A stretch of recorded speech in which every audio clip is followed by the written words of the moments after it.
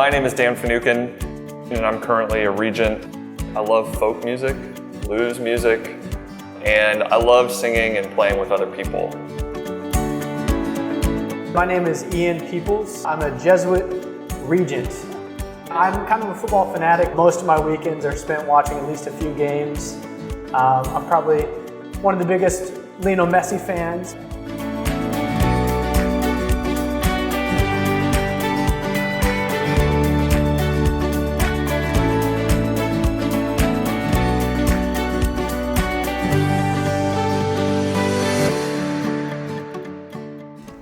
Hello and welcome back to MagisTalk. I'm Dan Finucane and I'm joined by my co-host and Jesuit brother, Ian Peoples. Hello. Today we have a really interesting episode ahead for you. We're going to take a deeper look at the Catholic Church in the Toledo district here in Belize. Toledo is often referred to as the forgotten district here in Belize. It's south, it's the southernmost district, and for many, they've never been. Especially people we've gotten to know during our time here. Many have said, yeah, we've never been down to Punta Gorda or Toledo. And yet, as we hope to discuss today, the church in Toledo is a place that the Church of Belize should be paying attention to. Mm-hmm. It's a place that has a lot of richness as well as a lot of need. This September, the Society of Jesus is celebrating 160 years being down in Punta Gorda with our parish, St. Peter Claver. And it's the only Catholic parish in Toledo district. And as we'll talk about, the parish has the main church, but then has over 30 village churches that only 2 Jesuits, 3 now with a 3rd Jesuit moving there just a few weeks ago, are supporting. During the month of July this past summer, Ian and a couple of other Jesuit scholastics, Jesuits in formation, along with Father Sam Wilson and the Mayan leadership team in Toledo district of St. Peter Claver, offered some retreats to local catechists in the villages. As a result, Ian had a chance to dive into life in the villages, life in the church there, and so what we're going to do on our episode today is talk to Ian about his experience and hear more about the church and hopefully stoke your interest so that you can learn a little bit more as well. So, Ian, good to be with you to have this conversation. Good to be with you as always, yeah. I'm happy to talk about the experience down in Toledo. It was basically the whole month of July. We were down there, and on the weekends we were in Punta Gorda, and then on the weekdays we were in different villages, sleeping in hammocks and school buildings and listening to the rain pouring down on the zinc roof in the middle of the night, which is a little hard to sleep through sometimes. I can imagine. Yes. I can imagine. Well, we've already done this a little bit, but maybe we could begin our conversation by maybe having you paint a picture of the Toledo district for us. For those who've never had a chance to travel down there, what's it like? Yeah, it's PG is the most developed town. It's the largest town in Toledo district. I would say it's the town, right? And all these others are villages, more or less.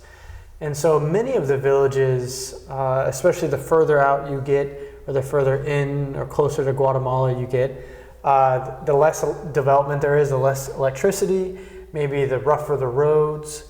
And so many of the houses are the traditional Mayan houses with wood, predominantly wood buildings with ite leaf or thatch roofs, which are beautiful and actually are much better for the rain than the metal zinc roofs. The rain is silent on those. And it's approximately 10,000 Catholics or so. And so if you look at the numbers of Jesuits in Toledo right now, we just got a 3rd one. There have been 2 for years, and we just got a 3rd priest who is down there for his pastoral year. And so that's 3 guys for 10,000, give or take, Catholics across approximately 35 villages that are not easy to get to. Some that are off the main road are fairly easy, but there's many villages that you go further into and the terrain quickly becomes much harder to travel. And Yeah, and you better have a good chiropractor, because if you're on one of those bumpy roads and you're in a car, you're jostling around, and and it's actually just kind of tiring just getting out there, even if you're in a vehicle. So that's a general picture, I would say. Yeah, and could you tell us maybe a little bit who lives there? Like, great what are the different question. groups of folks? So there's in Toledo in general, in PG Town especially, you have sort of a mix of people. You have some Mayan folks, you have some Creole folks, you have East Indian folks as well, some Chinese people as well, Chinese Belizeans. But in the villages, it's really predominantly Mayan people. And there are two Mayan peoples down there. One is the Kekchi Mayans, and another is the Mopan Mayans. I would say there are more Kekchi than Mopan in my experience so far. And the reason that's important is that they speak different languages, and the languages really don't overlap at all. So it's not like someone who speaks Spanish and Italian or Portuguese and Spanish can kind of understand one another. These are actually different languages with different roots, and so that means communication between the two, if they don't share a common language, can be really difficult. And maybe just geographically, are people from the Mopan villages and the Kekchi, are they close together? Are they kind of living side by side, or is it kind of one section? I'm just trying to figure out how the languages could be so different if they're kind of living so close to one another. As I understand it, and this would be a good thing to talk with maybe Sister Hinia Bowl when we get her on our show, which is soon, and she's a Mopan Mayan sister who lives down in PG and who is part of that Mayan leadership team that Father Sam Wilson has. And so it seems that most villages are either one or the other. There are some villages that are mixed between Mopan and Kekchi. For example, I believe San Antonio is one of those villages and that's one of the larger villages in Toledo. And so that has a mix of different Mopan and Kekchi people, which is interesting for the church, right? If the lay catechists, the leaders who we were giving retreats to, if they're Mopan, but many of the people in the church are Kekchi, then that just creates challenges, right? So I would say the layout is basically that there are more Kekchi villages, and I'm really not sure. I think the Mopan are probably more geographically closer in terms of the villages. But again, that's something we can save for Sister Hinia Bowl when she's on the show with us. Sure. No, thanks for giving kind of a layout of what's going on as far as who's there and what it's like. I mean, my very brief experience. I mean, just getting out to Barranco. I mean, it's how long from PG to Barranco if you as the crow flies, and then it's like an hour and a half, 2 hours to drive. And Barranco is a Griffin village, so my apologies, but there is a Griffin population there. Barranco, I think, is the only Griffin village in Toledo. There are Griffin in PG as well, but Barranco, as I understand it, is pretty much just a Griffin village. It's an old Griffin village. So there are Griffin people there as well. So my apologies for forgetting that important population. And maybe we've talked about it a little bit, but if you were going to give us a short background on the church, there's these various village churches. Maybe how did the Jesuits get there, and then what is the state of things right now? I know that's a huge question. That is a huge question. Yeah, we need a Jesuit historian on, like Father Jeff Harrison, who was in Belize, or somebody else, because I can't give the full story. Like you said, we've been down there, the Jesuits, for a long time, 160 years almost, that we've had a church there.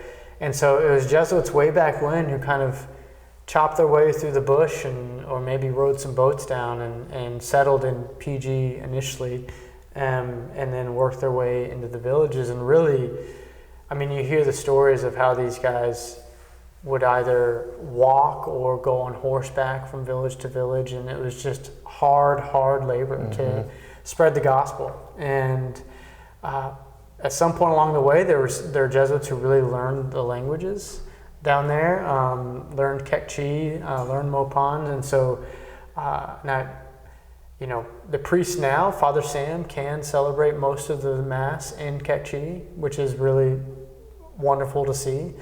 And so he speaks some Quechua and can celebrate the Mass in Quechua, and I think he's utilized some of the materials that were left behind from Jesuits before him who have really developed that aspect of the ministry with regards to language. But his team is really indispensable in the sense of being able to communicate effectively with Quechua and Mopon people there. But yeah, the church started 160 years ago, and Toledo, as Belize in general, was predominantly Catholic for a long time. In recent years, we've seen more Protestant denominations go in, and so that's an added challenge, because if a village is very small and very tight-knit, then actually when a new church comes in, especially depending upon the messaging of churches, right? If there's anti-Catholicism, that's kind of at the heart of some denominations, some Protestant denominations, and that can be a real issue for families, right? And for villages in general, because they're so small. And so I think that's created some division, that's created some issues, that we're still trying to work out and resolve. Yeah. And you mentioned the leadership team that Father Sam works with, and when we did an episode with Father Sam a few episodes ago, he named the team, but maybe you could tell us a little bit more about them and kind of the role that they play for Father Sam there in Toledo. Yeah, so he named Sister Eugenia Bull, Teresa and Larson, and then Teresa and Larson Kokul and Thomas Choke. And so Teresa, Larson, and Thomas are Quechua, Mayan, and so especially on these retreats, when we were out there, some of the other Jesuits, myself and Father Sam, and Sister Eugenia is Mopon, right? She does not speak Quechua, or at least not fluently. If we were to give talks, if we were to speak, it would need to be translated, and that translation work would fall to Thomas and Larson and Teresa. And so that was a lot of work for them. I mean, it was really just kind of outstanding. But Larson and Teresa are husband and wife, and they have 2 kids, and so they have a family. As does Thomas. Thomas has a wife, and he has several children, and I believe he's even he has a little boy. His youngest is 4 right now, little Santiago, and his oldest is in their 20s. So it's a large family. Yeah, he calls his little son a miracle, a blessing, because he was unexpected. But so this wonderful, these 2 families, and they're actually.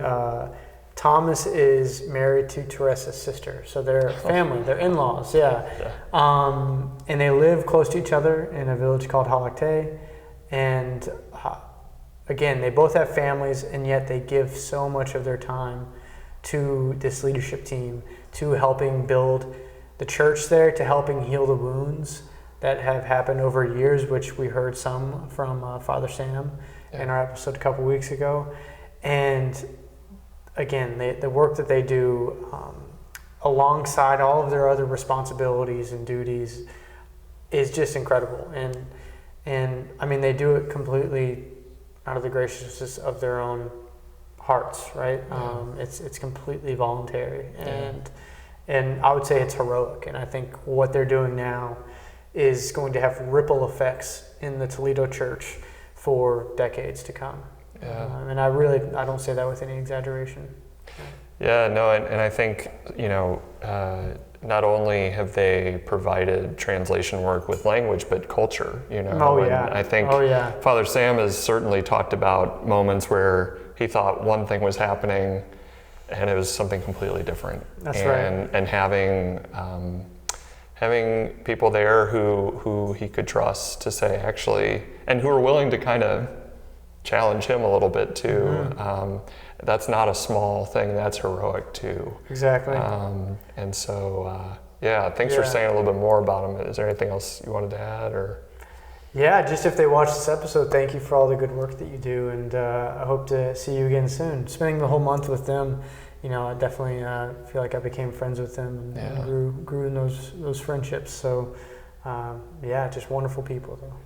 And speaking of that month, maybe you could tell us, what were you doing there for the month, and kind of, basically what was the structure, but more importantly, what was the aim of the month that you spent in district? Yeah, I think this started an idea that we talked about as a community my first year in Belize, and then we talked about again when you were here. And I think with your help and sort of initiative, we actually brought this idea to fruition to bring Jesuits in formation here for a summer experience in the Toledo district, because there's so much need there. And because it is a part of our province, it's a part of our the place that Jesuits in our area, Jesuits in our region can get sent to. And it's relatively unknown, right? It's not just the forgotten district for Belize, it's sometimes the forgotten district for our province. And so really the desire, as you know, was to get guys there and to look at this indigenous church that is under our care, and do we pay attention to it? And so to organize something just to invite guys down. And so we sort of organized initially with Father Sam, and we kind of talked about what we wanted to do, and he shared with us the needs of the church there. And then we sent out, requests for guys to sign up. We had 2 guys come with us, William Maneker and Brian Torres, and so we got those guys to sort of commit to spending a month, a little more than a month here. And then Sam and his team, Father Sam and his team, put together a retreat based off of what we had talked about. And the retreat was it was heavily focused on prayer. So a lot of these catechists have had cursillos in the past, and they've been more like classes, lessons, but there hasn't been a lot of time in these cursillos for just prayer, to spend time in silence.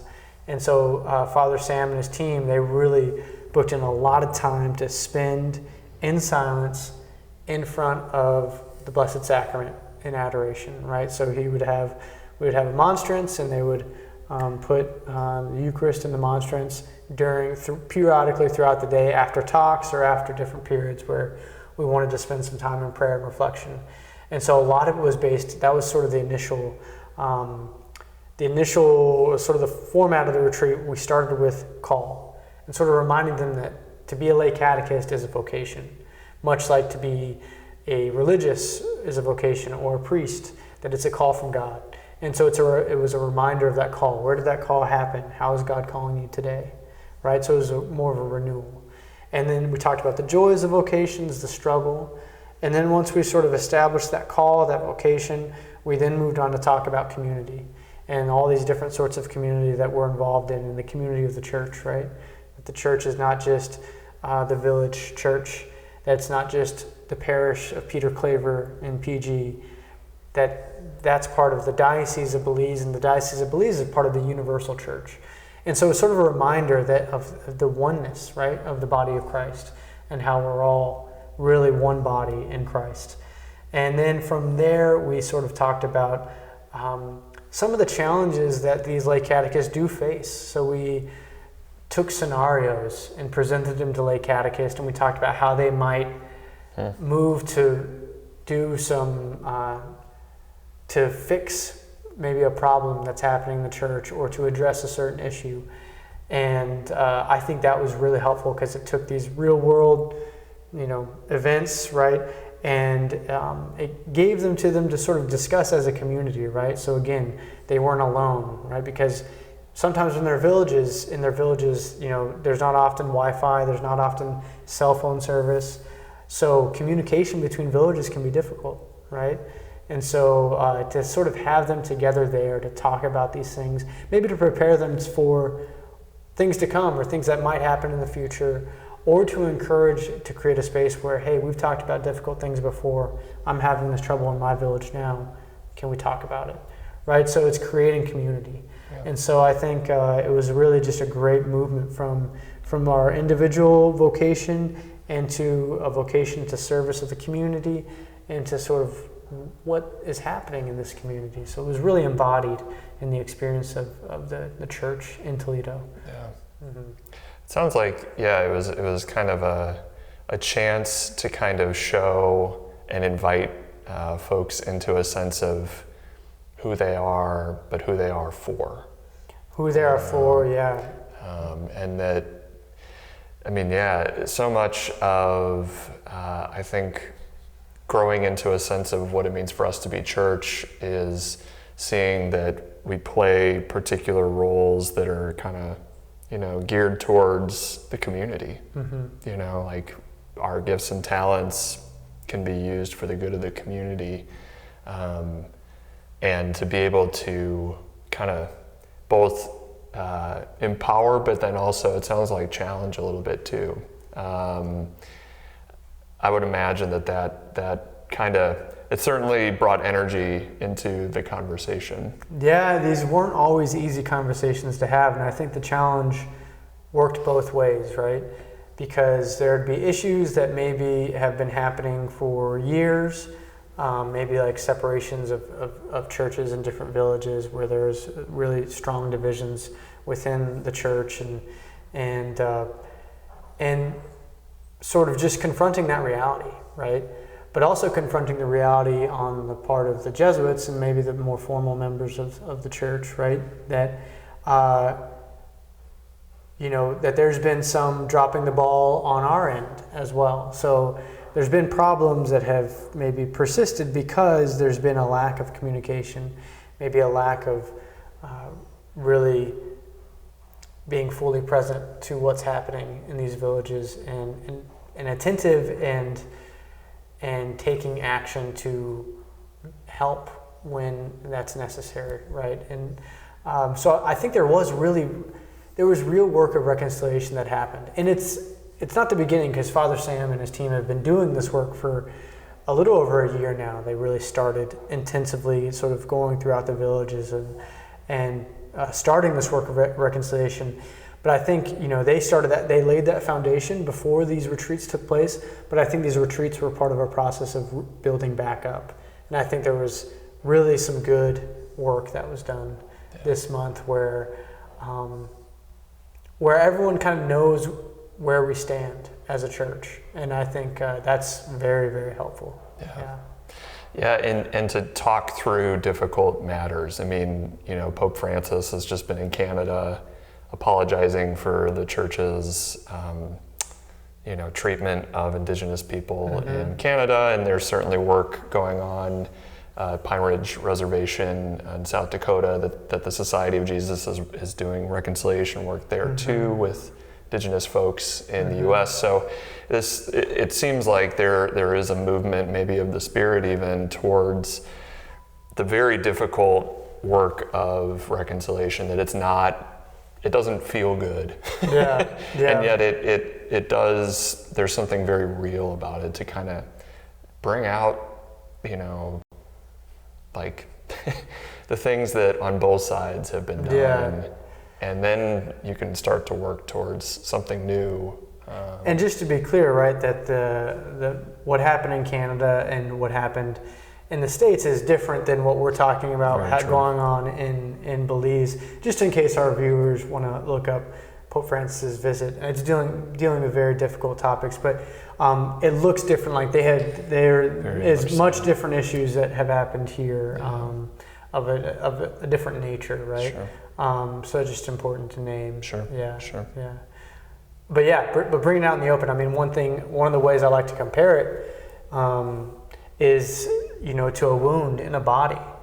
If you are deeply wounded and you just wrap it up and try to ignore it, that wound is going to fester. Yeah. Right. The first part of healing is kind of seeing it, right? And then once we know what the wound is, we can start treating it, right? We can sort of bring it out into the light so that we can start to work on these things. So I think there was sort of, all right, what's happened here, and there, I think healing is going to be a result from these retreats. I pray for that anyways. Sure. I think, and I saw some steps forward, I think, in that regard. Yeah. Mm-hmm. And maybe adding to that, what are some of the graces, maybe one or two, that came out of your time there, and with an eye especially towards the rest of the church here in Belize? Like, what should the rest of the church here in Belize know about the good stuff that's happening in the Toledo church? Mm-hmm. I think one of the graces is just to see another facet, another side of the universal church, right? That it's one of the things I love most about our Catholic faith is that it's one faith that can sort of put on the clothing of so many different cultures, right? Or that can sing the songs of so many different cultures and languages. And so I really saw that in Toledo, that it is an indigenous church, and it's beautiful. The music is indigenous. For example, I think one of the things I love most there, just in the liturgy, was the copal incense that they burned. Yeah. And so that is unique. That is completely unique to the Belizean church, to the Mayan church in Belize. That you have this copal, which I think is from trees, right? Mm-hmm. And it's burned and it smells wonderful. And there's a whole sort of tradition around it that only elders burn the incense in the church. And so there's also a unique aspect in that regard of how incense is used during liturgy. And so I thought that was beautiful. So really just another beautiful face of the church. One church that can really just enter into so many different cultures and uplift everything that's good in those cultures, everything that's good and true and beautiful. I think another grace is working with Father Sam and his team. I mean, just to see Father Sam's commitment, right? We've heard how hard he's worked. I mean, we get to hear from him during community days where we're all together from Belize City and PG, but just to see it in action, he's great. Yeah, and he just has a way of speaking to people and a way of communicating, and I think a real pastoral sense that he's both listening and guiding, and I really saw that in action during this past month there. That he just has the heart of a pastor. He's, as Pope Francis says, the shepherd needs to smell like the sheep, and I think Father Sam definitely smells like the sheep. Not that he smells bad, but that he, But let me tell you, it was hot down there, and we did sweat quite a bit, and we bathed in rivers, and that was often at the end of the day. So I know I probably smelled worse than a sheep by the end of most days there, but that was also part of the experience. Yeah, it's a good thing our audience has a screen protecting them. Yes, that's right. That's right. I don't smell like a sheep now. They'd be fine, but Dan is doubtful. But I saw his pastoral sense, and that was a real grace, just to see it and to be inspired by it. Yeah. And then also all out of third grace, right? And it also has to do with having William and Brian, other Jesuits. But to see them come down, and both of these guys are pretty good with languages, and so they immediately started studying Mopan and Quechua. I'm terrible with language. I've been studying Spanish for like 20 years, and I still hardly speak it.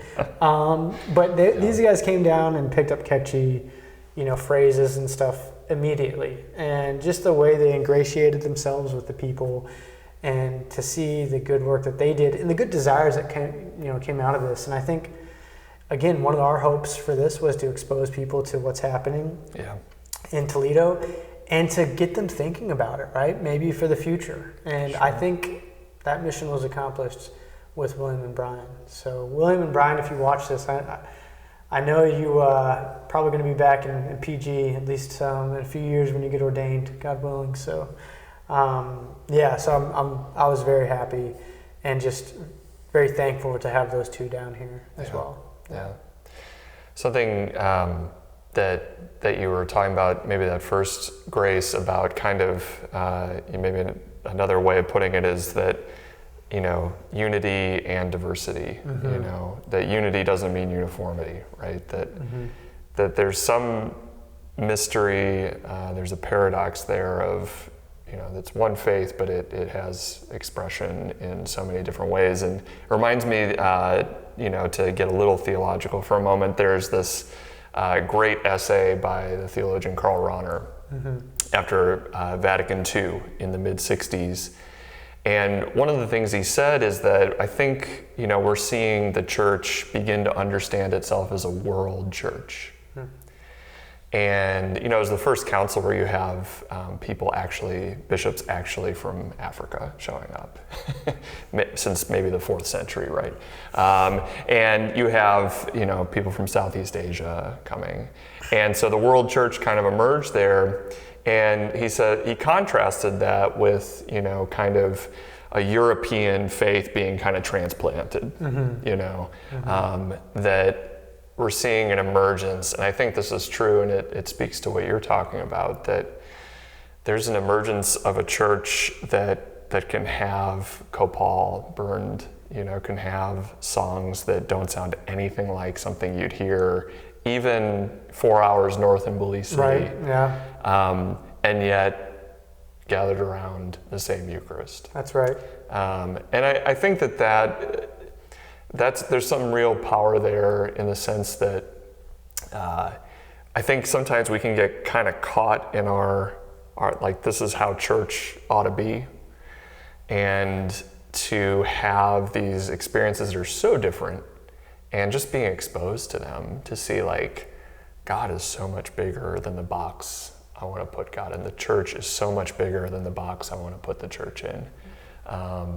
That there's just this mystery that's beautiful, kind of like a stained glass window, right. All these different colors put together, this beautiful kind of image. That's right. I think a quote from Pope Francis that gets at this point is, he says, "Diversity is the harmony of the Holy Spirit." And I think we, as Jesuits, we're blessed to travel to a lot of different places, and I think one of the blessings I've gained from that is just to see the church in all these different places and to see different expressions of faith, but it's all the same faith, right? They were praying in Kekchi, but they were praying the creed in Kekchi, right? They were praying the Nicene Creed in Kekchi, and I could pray it in English because I couldn't understand the Kekchi, obviously, but even though we were saying it in different languages, we were speaking the same truth, right? We were expressing the same beliefs. And I think that's just a beautiful gift to the church to have that. Yeah, definitely. Maybe, to end our conversation, is there a story or a moment from your month down there that you'd want to share with us where, I don't know, you had an encounter that just kind of, I don't know, took you to a new place, a new way of thinking, a way of seeing God in a way you hadn't before? A few things come to mind. I think I'll focus on an experience of the liturgy in, I believe the village was Halakte, and at each village that we were in, we had a community mass where we invited everyone, not just the lay catechists who were on retreat, but the whole village to come and celebrate mass one of those days. And this particular village, the mass, the church was packed. It was a relatively large church, I would say, for village standards, right? I can't tell how many people were packed in there. More than 100 easily, though. And there was this huge, I would say, a group of like 12 to 16 young men, so like teenage boys and to adults, musicians. So they're playing. They had the marimba. They had a couple marimbas. They had guitars, and to see all these young men who were there playing music, creating this beautiful liturgy, and then to see all these, these young women and these young families, babies, right? And then of course you have the little boys who moms can't control, and they're running all around and outside the church and throwing dirt at each other. But it was just alive. It was a church alive, right? Yeah. And it was vibrant, and it was just wonderful to be a part of it. The music was loud and wonderful, and to see the church alive with all of its youth and vibrancy, as well as having the elders there as well, was great to see. So often, I think if you go to like a daily mass in the States, usually if I were to go to a daily mass in the States, I'm the youngest person there, right? Yeah. That's too common, right?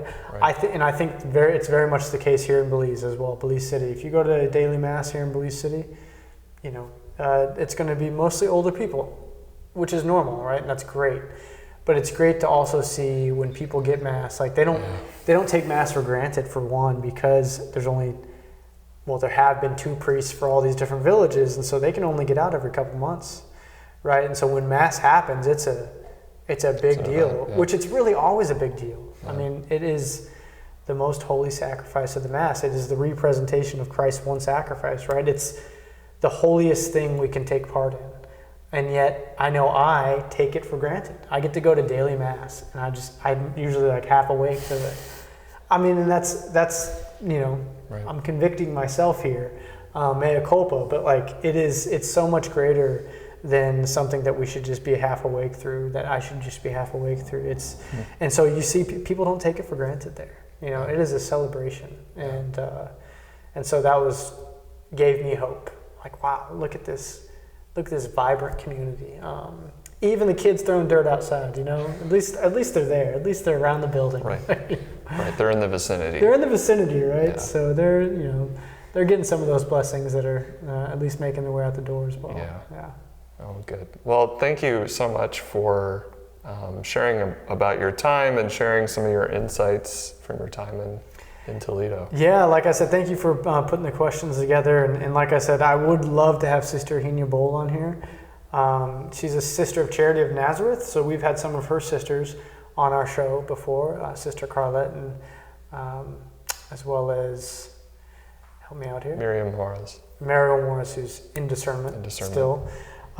So it was great to meet another one of their sisters, and hopefully we can get her up to the city and get her on the show, because she is from there, grew up in San Antonio Village, and would be able to answer a lot more of these questions, I think, in greater fullness, especially with regards to the breakdown of the Mayan churches there and everything. So, Sister Hina, we want you on the show. Yeah. And to our viewers, this is, part, I guess, 2, because Father Sam would have been part 1 of our series on getting to know the Toledo Church. That's right. A lot more where that came from. So stay tuned for episodes in the future. Didn't put this in the our preparation for the show, but unscripted moment. Oh, wow! Watch out. But I'll make it easy by offering lots of options. Is there something you're listening to, some music, or a podcast, or a book you've been reading that you'd want to recommend to our audience? Let's see. One of the things I listen to, and I frequently listen to the Bishop Barron's podcast. He has a couple. He has one where he has his homilies that he broadcasts, and then he just has like a talk show. It's sort of more U.S. centric. So, but I don't think it's not unrelatable to life in Belize or to the church in Belize, right? It is a universal church, but he's just talking about things that are pertaining to young people. And I've definitely seen, a lot of his ministry is geared towards nuns, so people who express no religious affiliation. Right, not sisters. Not sisters, no, N-O-N-E-S, nuns. And I think I've at least heard and seen that is also happening in Belize, that a lot more young people are saying, I don't belong to any church. I don't think, not that they're disbelieving in God, but like, I don't need to go to church to believe in God. And so his ministry appeals to addressing the issues and concerns of nuns, by and large. And I think it's a great podcast to listen to. It's weekly. He puts out homilies every week, and he also does more of a talk show style every week. And so that's something I listen to just to help me think about these things as well, because I know so many friends who have gone away from the church, and apologetics and whatnot is also an interest of mine. And so that's a podcast that I'm listening to, or that I have been for a little while now. Yeah. What about you? Something you're listening to or watching or reading? Yeah, so I just finished Father Greg Boyle's third book, The Whole Language. I think we've talked about him on our show before. His first book, Tattoos on the Heart, kind of his big book. He's got a ministry in Los Angeles with gang members who are wanting to leave gangs behind and kind of get a new lease on life. And this is the third book.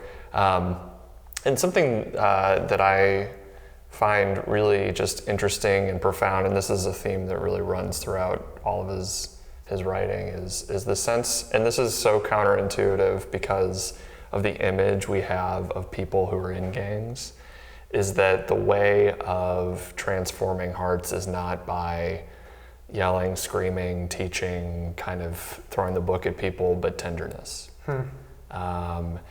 And that when you create a space of tenderness, that it allows people to be vulnerable, and that allows for healing, and it also allows for building a community not around violence or dealing or whatever, but around love. And I don't know, there's a quote, and I think he took this quote from somewhere else, but talked about, often we think that we live in the world and we go to church, but he flips it and he says, no, we live in the church and we go out into the world. And I think it's a different way of thinking about church that gets away from, being in a building or thinking of it as like, I put on my Catholic identity here, but I take it off when I go here and here. Just this idea that the church it's the community that we're in, and that it's from there that we go out into the world. So I don't know, I've been sitting with some of those ideas after finishing that book. If our readers take up any of Greg Boyle's books, be ready to laugh and cry on the same page. It's Absolutely. Really moving stuff. Yeah. So, well, thank you again. Thank you, Dan, for your thoughts. And as always, if you are watching on Facebook or YouTube, please leave us a comment, questions, future episode topics that you'd like for us to cover. We're always looking for new ideas to explore, people that you'd want to see us interview. Any ideas that you have, we'd love to hear about them. If you're listening in on the radio, hi. And if you're watching on TV, it's great to have you with us again. And we will see you for our next episode. Bye, y'all.